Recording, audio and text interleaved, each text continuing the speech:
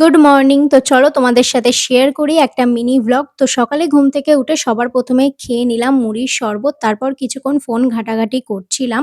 আর তোমরা যারা আমাকে Instagram এ ফলো করোনি তারা এক্ষুনি গিয়ে ফলো করে নাও। আর শীতে যে অরেঞ্জ পিল পাউডারটা স্টক করে রেখেছিলাম সেটা থেকে আর অরেঞ্জের গন্ধটা বেরোচ্ছে না। আমি জানি না যে এটা খারাপ হয়ে যায় কিনা। তো যাই হোক, এরপর ব্রেকফাস্ট করার পর মা আমার জন্য বানিয়ে দিয়েছিল একটা ডিম সেদ্ধ, তো সেটা খেলাম আর প্রতিদিন ২ লিটার করে জল খাওয়ার চেষ্টা করছি এখন। এরপর রান্নাঘরে গিয়ে দেখলাম মা আজকে লাঞ্চে মায়েদের জন্য পুঁইশাক দিয়ে মাছের মাথা দিয়ে রান্না করবে, আর এটা আমাদের গাছের পুঁইশাক বাই দ্য ওয়ে। তারপর আমার কিছু টুকটাক কাজ ছিল, তো সেগুলোকে আগে করে নিলাম। তারপর স্নান করে স্কিন কেয়ার করলাম, অ্যাপ্লাই করলাম সানস্ক্রিন। দেন দুপুরে লাঞ্চের পর সারা দুপুরটা কাটালাম আজকে একটা মুভি দেখতে দেখতে। আমি দেখছিলাম বর্ণপরিচয় মুভিটা। দেন সন্ধে হতেই ঘর বারান্দার লাইটগুলো জ্বালিয়ে নিলাম।